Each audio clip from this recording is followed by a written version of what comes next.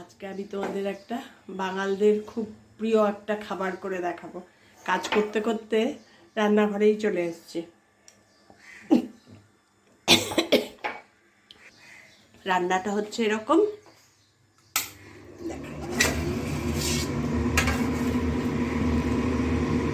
কচুরলতি। কচুরলতি এটা দারুণ লাগে খেতে, বাড়ির সবাই ভালোবাসে। আর বাঙালরা তো কচুর শাক কচুরলতি জানোই তো, ভালোই বাসে। যারা বাঙাল আছে তারা তো জানোই, কিন্তু কে কাটবে, কাটার খুব প্রবলেম।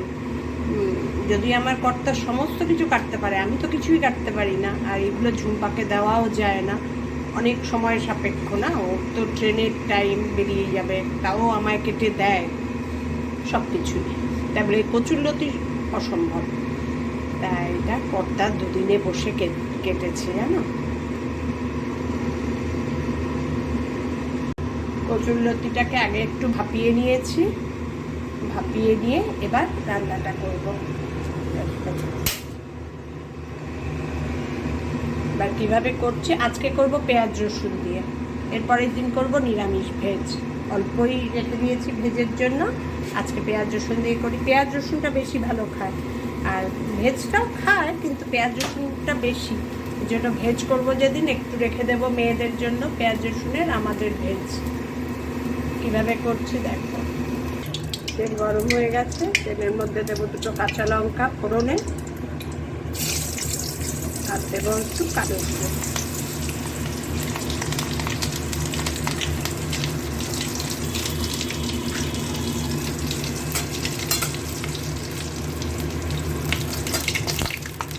তার মধ্যে এবার দিয়ে দেবো রসুন কুচো কুচো করে রেখেছি, আর পেঁয়াজ কেটে রেখেছি, সেগুলো দিয়ে দেবো।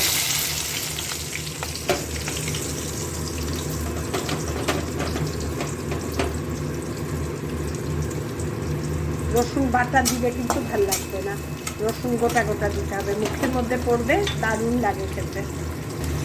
পেঁয়াজ আর রসুনটা ভাজতে দিয়েছি, এবার তার মধ্যেই দিয়ে দেবো নুন।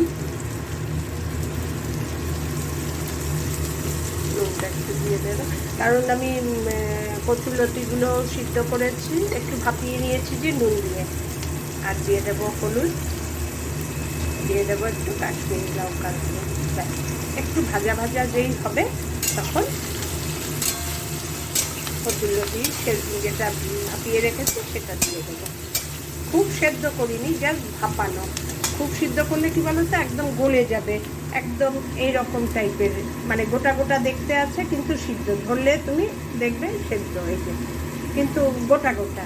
এটাই গরম ভাপে পড়লে আরও আরও নরম হয়ে যাবে। পেঁয়াজ রসুনটা এরকম ভাজা ভাজা হয়ে গেছে, এবার এর মধ্যে বয়েল করা কচুরলতিগুলো দিয়ে